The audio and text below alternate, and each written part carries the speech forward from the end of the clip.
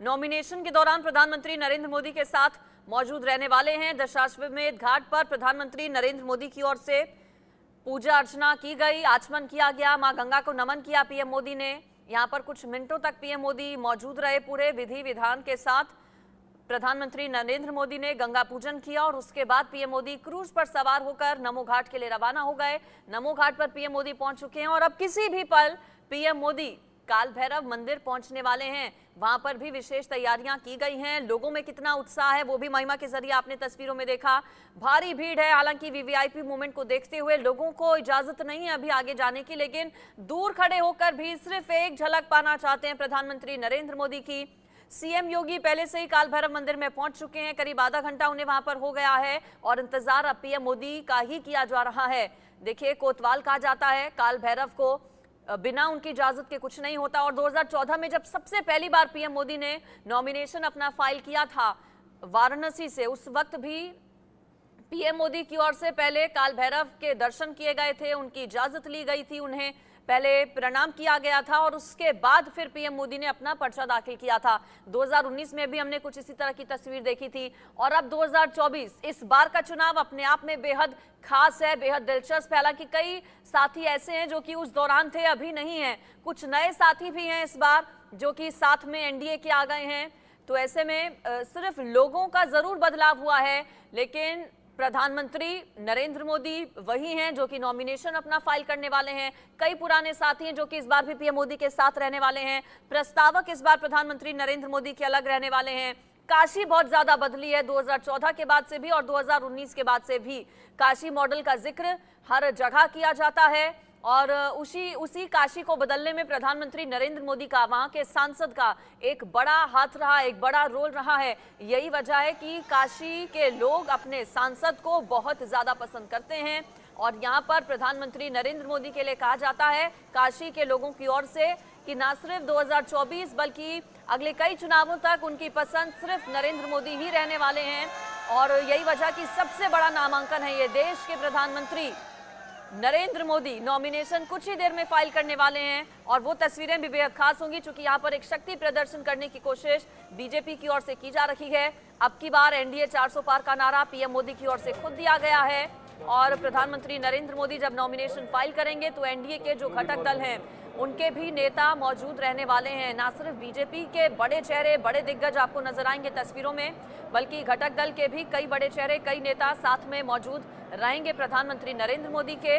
और ये तस्वीरें विपक्ष को देखनी चाहिए कि एनडीए किस तरह से, कितनी मजबूती के साथ एकजुटता यहाँ पर दिखाएगा, क्योंकि ये पूरा चुनाव एनडीए वर्सेस इंडिया का है, मोदी वर्सेस ऑल का ये चुनाव है। एक तरफ जहां पूरा विपक्ष इस बार मोदी के विजय रथ को रोकने के लिए एक साथ आ गया है, वहीं एनडीए की तरफ से सबसे बड़ा चेहरा प्रधानमंत्री नरेंद्र मोदी जो कि नॉमिनेशन अपना कुछ ही देर में फाइल करने वाले हैं। और मेगा कवरेज सुबह सवेरे से इंडिया न्यूज पर आप देख रहे हैं। एक बार आपको 4 तस्वीरें अलग अलग ये दिखा देते हैं। गंगा मां को नमन किस तरह से पीएम मोदी ने किया। दरअसल 2014 में जब पीएम मोदी बनारस आए थे तो पीएम मोदी ने कहा था कि मुझे ना यहाँ किसी ने भेजा है, ना मैं किसी के कहने पर यहाँ पर आया हूँ, मुझे तो माँ गंगा ने बुलाया है। यानी कि गंगा पुत्र नरेंद्र मोदी खुद को मानते हैं और यही वजह कि आज सबसे पहले, सभी कार्य करने से पहले, सबसे पहले मां गंगा का आशीर्वाद लेने के लिए पीएम मोदी पहुंचे। मां गंगा का आचमन किया प्रधानमंत्री नरेंद्र मोदी ने, वहां पर गंगा की आरती प्रधानमंत्री नरेंद्र मोदी ने की।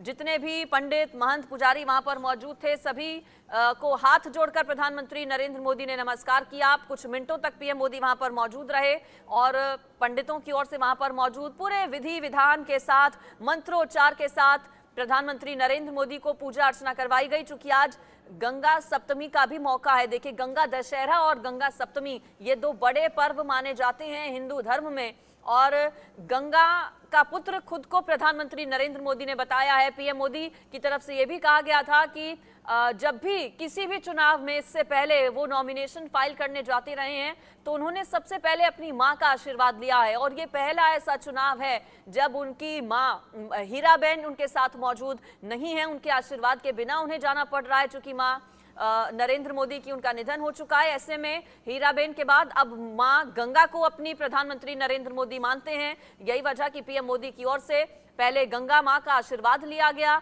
मां गंगा की पूजा अर्चना की गई, गंगा आरती पीएम मोदी की ओर से की गई और उसके बाद क्रूज की सवारी पीएम मोदी ने की। यहां से क्रूज पर सवार होकर प्रधानमंत्री नरेंद्र मोदी नमो घाट की ओर पहुंच गए और नमो घाट से काल भैरव के लिए रवाना पीएम मोदी हो चुके हैं। नमो घाट से काल भैरव पहुंचने में करीब 10 से 15 मिनट का वक्त लगेगा। थोड़ी देर में काल भैरव मंदिर प्रधानमंत्री नरेंद्र मोदी पहुंच जाएंगे। वो तस्वीरें भी आप देखेंगे जब पीएम मोदी की ओर से काल भैरव मंदिर में विशेष पूजा अर्चना की जाएगी। पूरे विधि विधान और मंत्रोच्चार के साथ प्रधानमंत्री नरेंद्र मोदी काल भैरव से पहले आशीर्वाद लेंगे। अनुष्ठान में वहां पर हिस्सा लेंगे प्रधानमंत्री नरेंद्र मोदी। पूजा पाठ करने के बाद फिर नॉमिनेशन अपना पीएम मोदी की ओर से फाइल किया जाएगा। देखिए, आखिरी चरण में चुनाव होना है और नॉमिनेशन का आज आखिरी दिन भी है। आज के दिन को चुने जाने के पीछे का भी खास मकसद है, कई मायने हैं। चूंकि आज मंगलवार का दिन है और मंगलवार के दिन को कहा जाता है कि बाबा की उत्पत्ति का ही ये दिन है, काल भैरव की उत्पत्ति का दिन मंगलवार माना जाता है। आज गंगा सप्तमी भी है। एक विशेष मुहूर्त में पीएम मोदी की ओर से पर्चा दाखिल किया जाएगा आज, और आज का दिन चुने जाने के पीछे की यही वजह है, यही कारण है। आखिरी चरण में 1 जून को 7वें चरण में वाराणसी में लोकसभा चुनावों के लिए वोट डाले जाएंगे और आज नॉमिनेशन का भी आखिरी दिन है जब प्रधानमंत्री नरेंद्र मोदी पर्चा दाखिल करेंगे। 4 प्रस्तावक रहेंगे पीएम मोदी की और प्रस्तावकों की अगर बात करें तो ये चुनना भी बेहद इंटरेस्टिंग होता है। भारतीय जनता पार्टी की तरफ से हर बार अलग लोगों को चुना जाता है प्रस्तावकों के तौर पर। मेरे साथ धर्मगुरु पवन सिन्हा जुड़ गए हैं। आपका बहुत स्वागत है सर इंडिया न्यूज पर। प्रधानमंत्री नरेंद्र मोदी थोड़ी ही देर में नामांकन अपना फाइल करने वाले हैं। आज के दिन के विशेष महत्व को आपके जरिए समझना चाहेंगे। आज गंगा सप्तमी भी है, साथ ही साथ कहा जाता है कि बाबा की उत्पत्ति का दिन भी मंगलवार है। मंगलवार का दिन 14 तारीख 11:40 का शुभ मुहूर्त।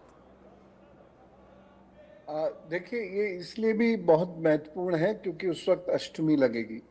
अष्टमी जो ऐसे कार्यों के लिए बड़ी विशेष होती है और उस वक्त में अश्लेषा ये क्या कहते हैं पुष्य नक्षत्र होगा जो सर्वत्र विजय के लिए बहुत आवश्यक है। तो ये दो ग्रह ये दो बहुत सुमंगल योग वहाँ बन रहे हैं। तो एक ये भी एक कारण रहेगा कि 11:40 का समय उन्होंने चुना है। साथ ही साथ इसमें जो आज का अगर हम टोटल समय देखें तो अभिजीत मुहूर्त उसमें पड़ेगा और श्री मोदी जी ज़्यादातर कार्य अभिजीत मुहूर्त में ही करना पसंद करते हैं। तो वो वहाँ पहुँचेंगे और उसके बाद जब वो ये सारे फॉर्मेलिटीज़ पूरे करेंगे तब अभिजीत नक्षत्र वहाँ अभिजीत मुहूर्त वहाँ शुरू हो जाएगा। लगभग 11:50 से 12:45 के बीच में ये रहेगा। इतने ही बीच में वो सारे कार्य करेंगे। तो सर्वार्थ सिद्ध योग से आज का दिन शुरू होता है। जो सूर्य उदय होता है वो सर्वार्थ सिद्ध योग से होता है। तो ये भी एक बहुत महत्वपूर्ण कारण है कि आज का दिन विजय के लिए श्री मोदी जी ने जो भी ग्रह तिथि वार आदि का चयन किया है वो कहीं ना कहीं इन सब चीजों को जरूर कंसीडर कर रहा होगा, क्योंकि सनातन पर उनका विश्वास अक्षुण्ण है और ज्योतिष विद्या सनातन की एक अभिन्न अंग है। सनातन संस्कृति ज्योतिष के बिना या ज्योतिष सनातन संस्कृति के बिना अपना कोई रेलेवेंस नहीं रखता। तो जो भी महत्वपूर्ण कार्य किया जाता है उसमें विजय के सांसारिक कारण ढेर होते हैं, लेकिन जिस मुहूर्त में हम बीजारोपण करते हैं उस कार्य विशेष का, वह मुहूर्त यदि अच्छा हो तो हमारे कार्य को बल मिल जाता है। तो उसी अतिरिक्त तो बल के लिए श्री मोदी जी ने ये सब समय चुना। जहां तक काल भैरव की बात होती है तो काल भैरव वहाँ के कोतवाल हैं। तो वहाँ के कोई भी जनप्रतिनिधि हो, वहाँ के पुलिस अधिकारी हो, वहाँ के IAS ऑफिसर्स हों और यहाँ तक कि वहाँ के जो शहर कोतवाल आदि ज्वाइन करते हैं वो सबसे पहले वहीं जाते हैं और वहाँ प्रणाम करते हैं और उनका चित्र आपको सब जगह मिलेगा। तो काल भैरव का बहुत ही उनकी मान्यता है बनारस के अंदर, और तमाम लोग वहाँ जाते हैं। और विशेषकर वह लोग जो जिनको शत्रु बाधा है या जो चाहते हैं कि शत्रुओं पर विजय प्राप्त हो, क्योंकि इलेक्शन में केवल व्यक्ति का अपना ही रोल नहीं है, ये भी इम्पोर्टेंट है कि उसके विरोधी परास्त हो। तो शत्रु बाधा के निवारण के लिए, विरोधियों को परास्त करने के लिए भी यह पूजा बड़ी आवश्यक है। तो ये अच्छा उन्होंने किया कि वह काल भैरव के यहाँ जा रहे हैं गंगा स्नान करने के उपरांत, और उसके बाद फिर वह अपना नॉमिनेशन भरेंगे। बिल्कुल, और शायद यही वजह है पवन सिन्हा जी कि आज के दिन को प्रधानमंत्री नरेंद्र मोदी की ओर से नॉमिनेशन फाइल करने के लिए चुना गया। पुष्य नक्षत्र के बारे में अगर आप कुछ बताएं, क्या ये भी बहुत ज्यादा शुभ माना जाता है कि इस नक्षत्र में इस दौरान अगर आप कोई शुभ कार्य करें तो उसमें सफलता फिर हासिल होना निश्चित है? सांसारिक कार्यों के लिए पुष्य नक्षत्र बहुत महत्वपूर्ण होता है, और साधना सिद्धि आदि के लिए भी पुष्य नक्षत्र बहुत महत्वपूर्ण है। ये जीत दिलाने वाला, ये सफलता दिलाने वाला नक्षत्र माना जाता है।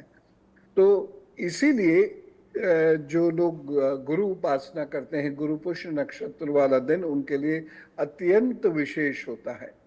जो लोग बाकी कार्य कर रहे हैं और उस दिन अगर पुष्य नक्षत्र पड़ता है तो वह कार्य उस नक्षत्र में करते हैं, क्योंकि वहां विजय प्राप्त होती है।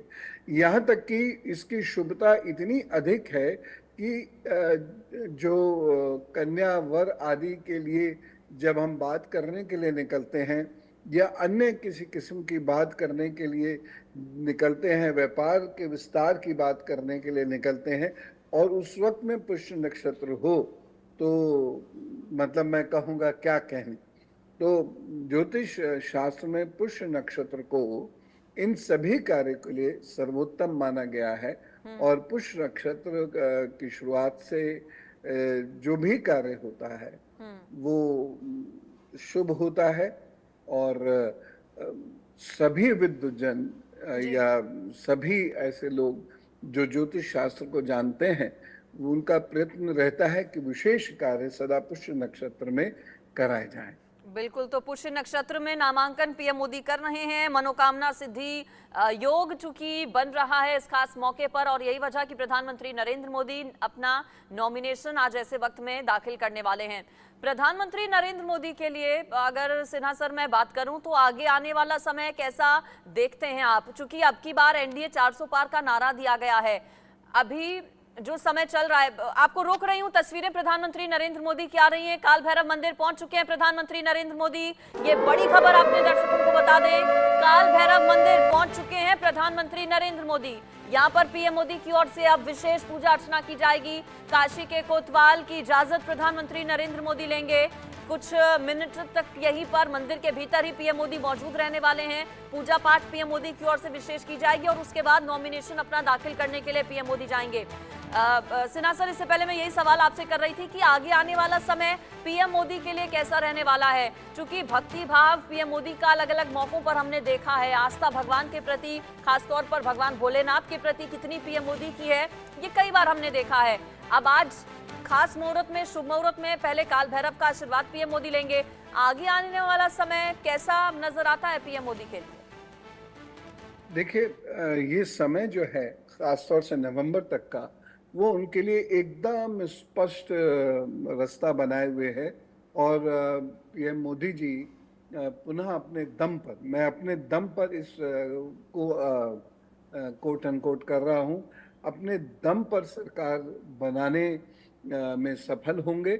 और उनके चेहरे से जो एनडीए है या बीजेपी है, ये बहुत बड़ा लाभ जरूर उठाएगी।